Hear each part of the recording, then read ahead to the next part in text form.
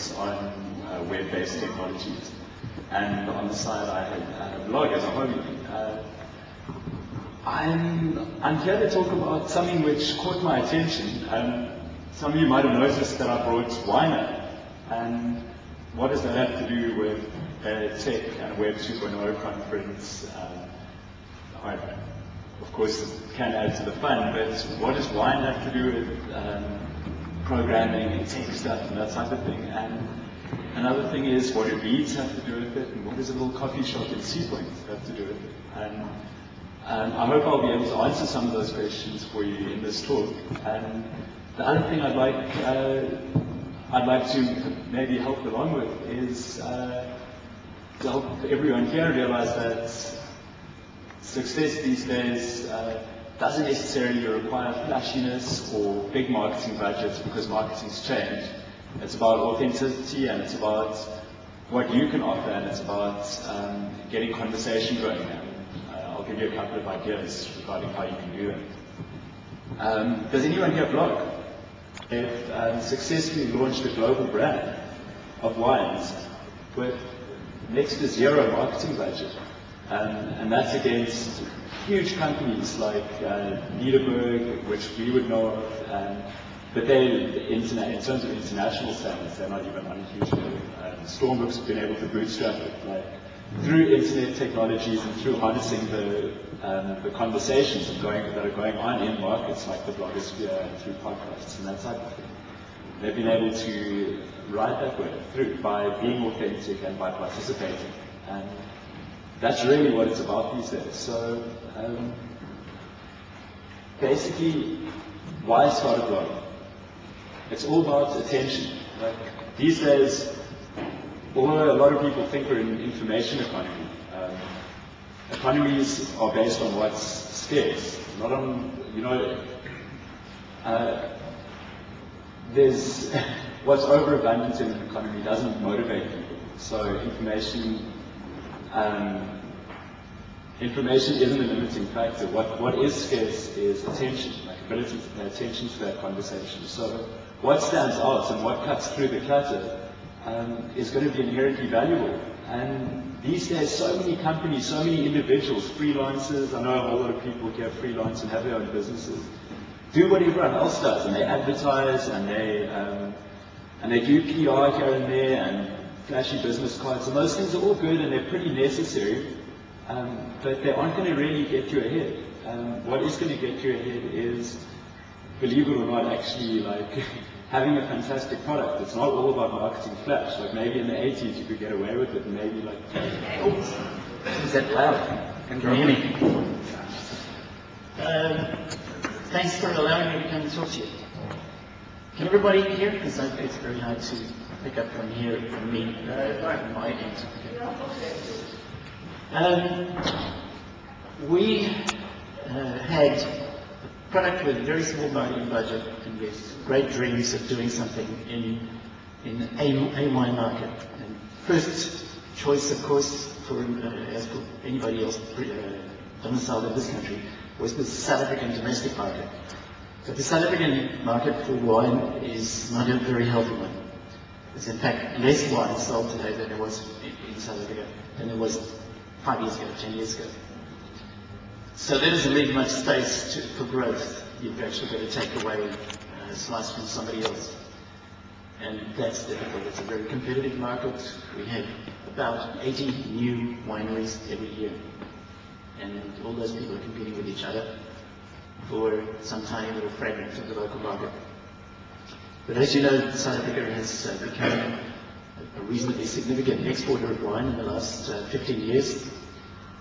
We've gone from 250,000 cases of wine being exported in 1990 to about 8 million cases now.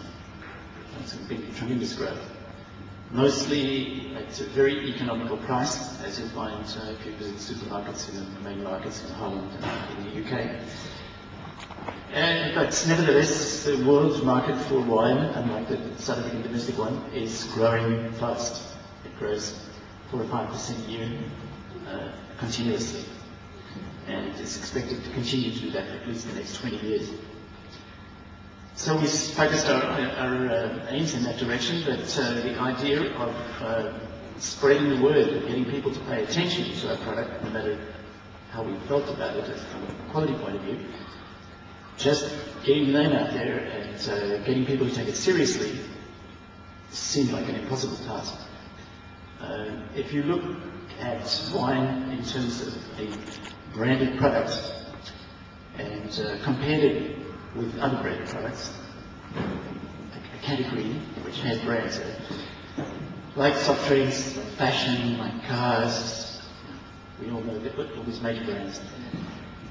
Wine doesn't work just like that. Wine is a curious beverage, and it's because of human attitude towards it.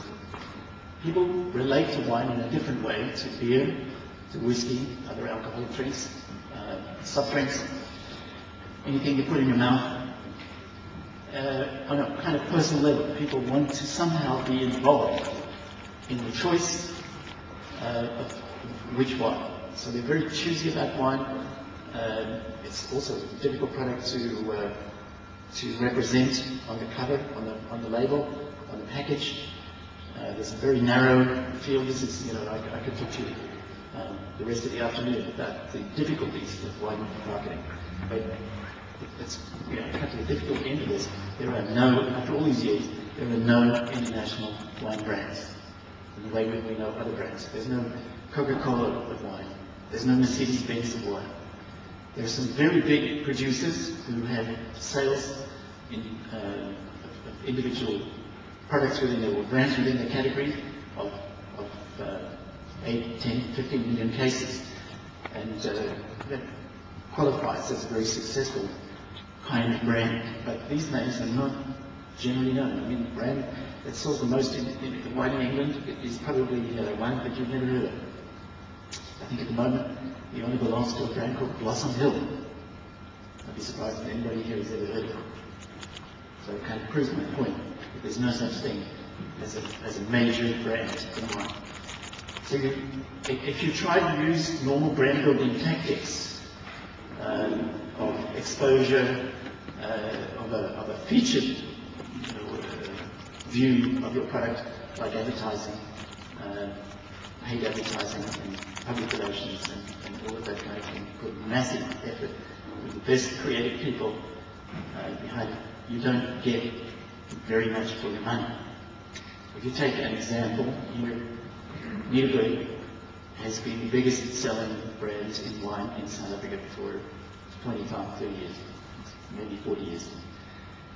And it probably won't surprise you to realize that after all that, and being owned by the biggest company in the South African wine industry, and being 1/3 owned by SAB, who are major brand owners and very skillful at their work, that Duarte today is half the size it was 10 years ago.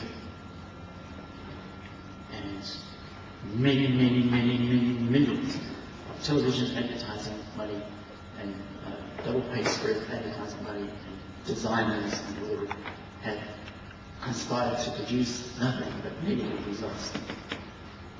And the space has been taken up as Duarte has shrunk by smaller competitors.